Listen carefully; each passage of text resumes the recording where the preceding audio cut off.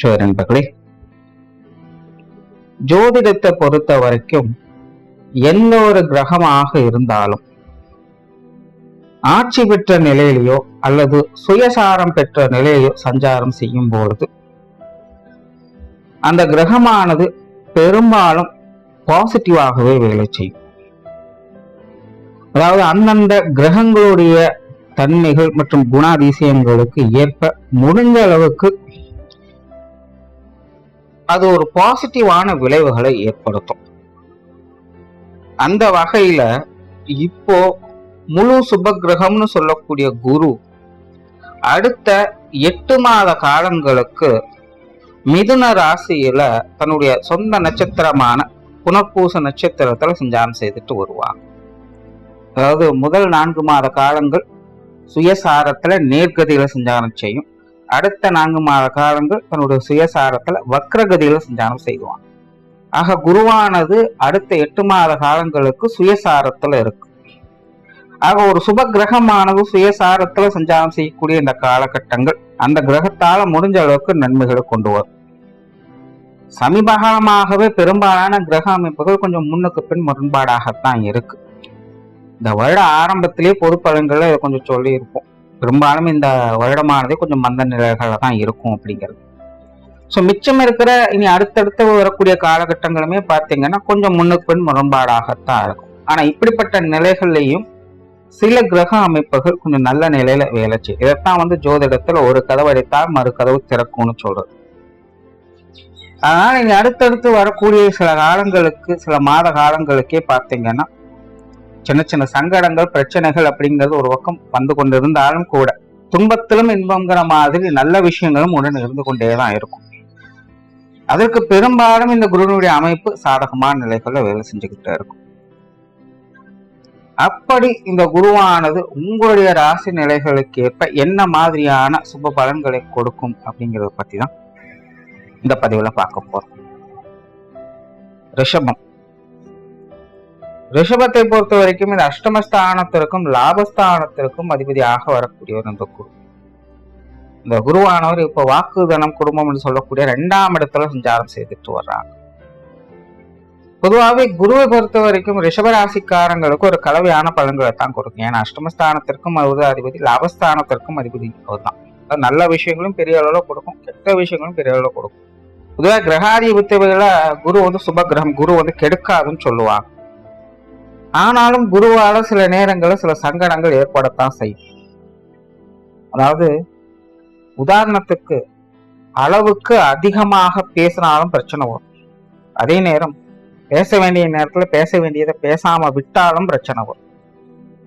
ஆக சுப கிரகம்னு சொல்லக்கூடிய இந்த குருனுடைய அமைப்பும் அப்படிதான். குரு கெடுக்குது அப்படிங்கிறது அது நேரடியாக கெடுக்கிறது இல்லை, செய்ய வேண்டிய விஷயத்த செய்யாம சும்மா விட்டுடும். அப்படிதான் குருவினால சங்கடங்கள் ஏற்படும். ஸோ நேரடியாக இது கெடுக்கிறது. அதனால்தான் குரு கெட்டது செய்யாது அப்படின்னு பொதுவாக சொல்றது. ஸோ இப்படிதான் ரிஷபராசிக்கு குருவானது நல்லதையும் கெட்டதையும் மாறி மாறி செஞ்சுக்கிட்டு வரும். இப்ப அவர் 2ஆம் இடத்துல இருக்காங்க அப்படிங்கும்போது குடும்ப வாழ்க்கையில நிதி நிலைமை சார்ந்த விஷயங்கள்ல ரிஷபராசிக்காரங்களுக்கு நார்மலாகவே ஈடுபாடுகள் அதிகரிக்க ஆரம்பிச்சிடும். சமீப காலங்களில் ரிஷபராசிக்காரங்களுடைய மனநிலை அவங்கவுங்களுடைய குடும்ப நிலையை நினைத்துதான் சிந்தனைகள் அதிகமாக இருக்கும். குடும்பத்தை எப்படி மேம்படுத்துறது, குடும்ப உறவுகளை எப்படி மேம்படுத்துறது, ஜீவனத்தை எப்படி வலுப்படுத்துறது, இப்படிப்பட்ட சிந்தனைகள் தான் அவங்களுக்கு அதிகம். நார்மலாக அவங்களுடைய குடும்ப வாழ்க்கையும் அப்படித்தான் இருக்கும். ஒரு ஏற்ற இறக்கங்களோடு தான் இருக்கும். ஒரு நல்ல விஷயம் நடக்குது அப்படின்னா அடுத்து ஒரு சின்ன சங்கடத்தை அங்க பார்க்க வேண்டியதா தான் இருக்கும். இந்த குடும்பத்துக்குள்ள எல்லாம் மாறி மாறிதான் விஷயங்கள் போய்கிட்டு. ஸோ இப்படிப்பட்ட நிலையில இந்த குருனுடைய சுயசஞ்சாரம் அப்படிங்கிறது பெரும்பாலும் குடும்ப வாழ்க்கையில பொருளாதாரம் சம்பந்தப்பட்ட விஷயங்கள்ல நன்மைகளை ஏற்படுத்தி கொடுக்கும். இப்போ குருவானவர் பகை ராசியில இருக்காங்க. அஷ்டமாதிபதி பகை ராசியில இருக்கிறது அப்படிங்கிறது சாதகமானது. ஆனா லாபாதிபதியும் பகை ராசியில இருக்காங்க. ஆனா சுயசாரம் பெற்று சஞ்சாரம் செய்யறாங்க அப்படிங்கிறது ஒரு சாதகமான அமைப்புகள். ஸோ குடும்பத்துக்குள்ள சுப விசேஷங்கள், காரியங்கள் என்பது இருக்கும். உங்களுடைய குடும்பத்துக்குள்ளே அல்லது நெருக்கமான உறவுகள் வகையிலேயோ ஒரு சுப நிகழ்ச்சிகளை பார்க்கலாம். திருமண அமைப்புகள், புத்திரபாக்கிய அமைப்புகள், குழந்தைகளுக்கான சுப விசேஷங்கள், காரியங்கள், உடன்பிறப்புகளுக்கான சுப விசேஷங்கள், காரியங்கள் போன்ற நிலைகள் எல்லாமே இந்த காலகட்டங்கள்ல கைகூடி வரும். இது சார்ந்த விட்டு போன விஷயங்கள் திரும்ப கைக்கு சேரும். அதே போல பொருளாதார நிலைகள் ஒரு நல்ல முன்னேற்றங்களை எதிர்பார்க்கலாம். சமீபகாலமாகவே ரிஷபராசிக்காரங்களுக்கு பெரும் பிரச்சனையாக இருக்கிறது ஜீவன அமைப்புகள் தான். என்னென்னமோ தோணும், பெரிய பெரிய கற்பனைகளுக்குள் உழந்து கொண்டே இருப்பாங்க. எதை சாதிச்சிடலாம், அப்படி பண்ணிடலாம், இப்படி பண்ணிடலாம், இது மட்டும் சரியா கிளிக் ஆயிடுச்சுன்னா அடுத்து என் லெவலே வேற அப்படிங்கிற மாதிரி ஏகப்பட்ட கற்பனைகள் மனசுக்குள்ள போய்கிட்டே தான் இருக்கும். தொழில் வேலை உத்தியோகமாக ரிஷபராசிக்காரங்க எல்லாருமே எதையோ ஒன்று சாதிச்சிடணும் அப்படிங்கிற நோக்கத்தோட அவங்க ஓடிக்கொண்டே இருக்காங்க. ஆனா பாருங்க, எல்லாமே ஒரு காணொலி மாதிரி தான், எல்லாமே ஒரு கற்பனை.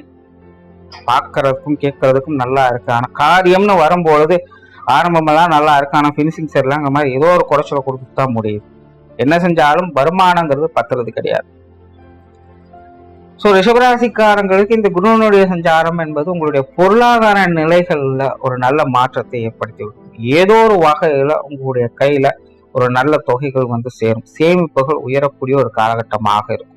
நீங்க சற்றும் எதிர்பார்க்காத வகையில ஒரு தொகைகள் உங்க கைக்கு வரும். இப்படித்தான் வரும் அப்படிங்கிறது கணக்கில், இதை செஞ்சதுனாலதான் அது வந்தது அப்படிங்கிறதும் கணக்கில், எப்படி வேணாலும் வரலாம். ஏதோ ஒரு வகையில உங்களுடைய சேமிப்புகள் உயர ஆரம்பிக்கும். தொழில் வேலை உத்தியோகமாக சில முன்னேற்றங்களும் எதிர்பார்க்காத நன்மைகளையும் பார்க்கலாம். நீங்க ரொம்ப சிம்பிளா நினைச்சிருப்பீங்க, ஆனா டக்குன்னு அந்த விஷயம் உங்களுக்கு பெரிய அளவுல கை கொடுத்து உதவி செய்ய ஆரம்பிச்சிடும். நிறைய ரிஷபராசிக்காரங்களுக்கும் தொழில் மாற்றம், வேலை மாற்றங்கள் போன்ற விஷயங்கள் அந்த காலகட்டங்கள் ரொம்பவுமே சிறப்பாக இருக்கும். காரியங்கள்ல இருக்கக்கூடிய வீண் அலைச்சல்கள், டென்ஷன்கள் போன்ற விஷயங்கள்லாம் கொஞ்சம் குறைய ஆரம்பிக்கும். வெளியூர் மற்றும் வெளிநாடு சம்பந்தப்பட்ட விஷயங்கள சிறப்புகளை எதிர்பார்க்கலாம். ஸோ பொதுவாகவே இந்த பொருளாதார நிலை, ஜீவன் அமைப்புகள், குடும்ப வாழ்க்கை அப்படிங்கிறது உங்களுடைய கட்டுப்பாட்டுக்குள்ள கொஞ்சம் நல்ல விதமாக மாற ஆரம்பிக்கும். அதே போல புதிய நட்புகளை உருவாக்கக்கூடிய அமைப்புகள் ரிஷபராசிக்காரங்களுக்கு நண்பர்கள் வகையில, உற்றார்கள் வகையில சில நன்மைகளை எதிர்பார்க்க முடியும். கொஞ்சம் சப்போர்ட்ஃபுல்லா எல்லா விஷயங்களும் கை கொடுத்து உதவுவாங்க. வம்பு வழக்குகள், சண்டை சச்சரவுகள்ல இருந்து வரக்கூடியவங்களுக்கு இந்த காலகட்டங்கள் ஒரு நல்ல ரிசல்ட்டை கொடுக்கும். கோர்ட்டு கேஸ் அலைஞ்சுக்கிட்டு இருக்காங்க, தேவையில்லாத பஞ்சாயத்துக்குள் வீட்டுக்குள்ள போய்கிட்டே இருக்கு அப்படின்னா அது எல்லாத்துக்குமே ஒரு முற்றுப்புள்ளி வைக்கக்கூடிய வகையில ஒரு நல்ல அமைப்பை ஏற்படுத்தி கொடுக்கும். பெரும்பாலும் ரிஷபராசிக்காரங்களுக்கு பிரச்சனைகள், சந்தை சச்சரவுகள் அப்படின்னு போய்கிட்டு இருக்குன்னா அதுல வெற்றி வாய்ப்புகள் இனி உங்களுக்கு வந்து சாதகமாக வேலை செய்யும். ஏதோ ஒரு வகையில உங்களுக்கு ஆதரவாக மற்றவங்க செயல்பட ஆரம்பிச்சிடுவாங்க. அதே போல உடல்நலம் சார்ந்த விஷயங்கள்ல முன்னேற்றம் கிடைக்க ஆரம்பிச்சு. பொதுவாக ரிஷபராசிக்காரங்களுக்கு கடந்த ஒரு வருட காலமாக உடல்நலம் அப்படிங்கிறது கொஞ்சம் மந்த நிலையில தான் இருக்கும்.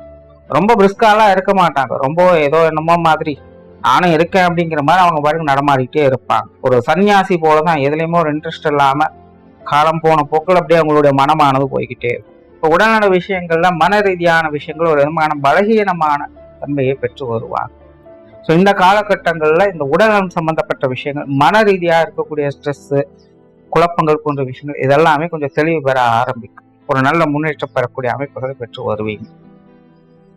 ஸோ ஓவரால ரிஷபராசியை பொறுத்த வரைக்கும் இந்த குருநிலை சஞ்சார காலகட்டம் என்பது உங்களுடைய புற வாழ்க்கை சார்ந்த விஷயங்கள்ல ஒரு பாசிட்டிவான அமைப்புகளை ஏற்படுத்தி கொடுக்கும். நன்றி, வணக்கம், வாழ்க வளமுடன்.